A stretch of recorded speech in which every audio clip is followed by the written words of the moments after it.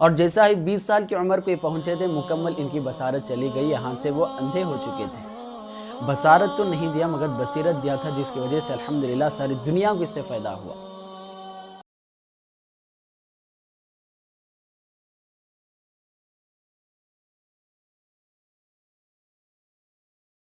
السلام علیکم ورحمۃ اللہ وبرکاتہ۔ الحمدللہ رب العالمین والصلاة والسلام علی رسولہ الکریم، اما بعد، فاعوذ باللہ من الشیطان الرجیم، بسم اللہ الرحمن الرحیم، رب اشرح لی صدری ویسر لی امری واحلل عقدۃ من لسانی یفقہوا قولی۔ محترم سامعین اکرام، اور جیسا ہی ان کی 16 سال کی عمر پہنچی تھی، وہاں پر ان کو ایک چھوٹا سا مرض لاحق ہوتا ہے جو آنکھوں کا مرض تھا۔ وہاں پر ان کی بصارت کمزور ہونے لگی، اور جیسا ہی 20 سال کی عمر کو یہ پہنچے تھے مکمل ان کی بصارت چلی گئی، یہاں سے وہ اندھے ہو چکے تھے۔ تو الحمدللہ یہ بات یاد رکھ لو کہ اللہ تبارک و تعالیٰ جسے چن لیتا ہے، منتخب کر لیتا ہے، ساری دنیا مل کر بھی اس کے ساری چیزیں بند کر دے، اس کے باوجود اللہ تبارک و تعالیٰ اسے وہ تمام چیزیں عطا کرتا ہے، اسے بنا کر دکھاتا ہے، ایک مثالی کردار ثابت کر دیتا ہے۔ جیسا کہ ہم امام بخاری رحمہ اللہ کے بارے میں بھی سنا تھا، اور اس کے بارے میں بھی ہم پڑھ سکتے ہیں کہ ان کی بصارت چلی گئی تھی، والدہ محترمہ کی دعا پر اللہ تبارک تعالیٰ پھر ان کو بصارت واپس کیا۔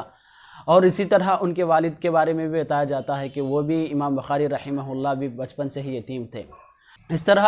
ان کی بصارت چلی تو گئی، مگر ان کی بصارت جانے کے باوجود ان کے اندر اور اچھی صفتیں پیدا ہو گئی۔ علماء اکرام باقاعدہ کتابوں میں اس بات کا ذکر کرتے ہیں اور اس کو جمع کرتے ہیں کہ ان کے بصارت جانے کی وجہ سے اور اللہ تبارک تعالیٰ ان کے اندر ایسی خصوصیات پیدا کر دیا تھا جو بصارت سے بہتر تھے۔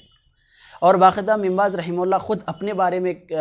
دعا دیتے ہوئے ایک دعا نقل کرتے ہیں، جو کہ ان کے سوانح حیات پر لکھی گئی کتاب میں یہ جملہ موجود ہے کہ جیسا ہی ان کی بصارت چلی گئی تو ابن باز رحمہ اللہ بڑے ہونے کے بعد،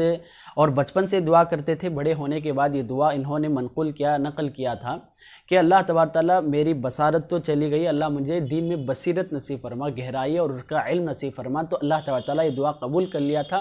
بصارت تو نہیں دیا مگر بصیرت دیا تھا، جس کی وجہ سے الحمدللہ ساری دنیا کو اس سے فائدہ ہوا۔ جیسا ہی ان کی بصیرت چلی گئی، ان کی بصارت چلی گئی، تو یہ ان کے اندر 3 صفات خاص طور پر علماء اکرام بیان کرتے ہیں، ان کے اندر 3 صفات پیدا ہوئے۔ سب سے پہلی صفت یہ تھی کہ یہ ہر چیز کو یاد کرنا شروع کر دیے، ہر چیز کو یاد کرنا شروع کر دیے، کہ جیسا الحمدللہ پہلے سے یہ حافظ قرآن تھے، اس کے بعد انہوں نے حفظ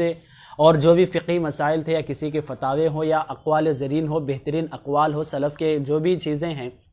اشعار ہو، تمام چیزیں یاد کرنے کی کوشش کرتے تھے، اور باقاعدہ انہوں نے حفظ کرنا شروع کر دیا، جس کی وجہ سے ابن باز رحمہ اللہ کے متعلق کتاب میں بتایا جاتا ہے کہ قریب انہوں نے صحاح ستہ جو 6 کتابیں ہیں، صحیح احادیث کے 6 کتابوں کے انہوں نے حفظ کر لیا تھا۔ جیسا ہی ان کے بارے میں پوچھا گیا، خود ان سے جب انٹرویو لی گئی تو وہاں پر انہوں نے بتایا کہ الحمدللہ صحیحین بخاری اور مسلم الحمدللہ ان کو کامل یاد تھا، اس کے علاوہ کئی ایسے حدیثیں جو کہ الحمدللہ باقی کے 4 کتاب موجود ہیں، تو قریب صحاح ستہ انہوں نے حفظ کر لیا تھا۔ دوسری چیز، ان کے اندر تقوی پیدا ہوا، دنیا کے متعلق بے رغبتی اور بے نیازی اور دنیا سے زہد کی یہ صفت ان کے اندر پیدا ہوئی۔ جیسا کہ ہم جانتے ہیں جب بچہ یا کوئی انسان کسی چیز کو دیکھتا ہے، اس کے اندر وہ چیز خریدنے، وہ چیز حاصل کرنے کی لالچ پیدا ہوتی ہے۔ جب انسان کو ساری دنیا نہیں نظر آئے تو واضح بات ہے کہ انسان اس کے پیچھے بھی نہیں پڑتا۔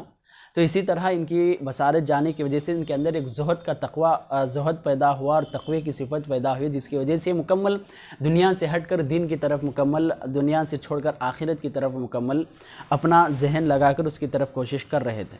ایک تیسری صفت جو علماء اکرام بیان کرتے ہیں، یہ بہت زیادہ شیوخ سے، بڑے بڑے لوگوں سے جو بھی علم حاصل، جو بھی علماء اکرام یا ماہرین موجود تھے، چاہے وہ ان کے دوستوں میں سے ہو یا ان کے اساتذہ میں سے ہو یا ان کے خاندان میں سے ہو، ان سے مذاکرہ کرنا شروع کر دیے۔ اس کے بعد سے انہوں نے بہت زیادہ مذاکرہ کیا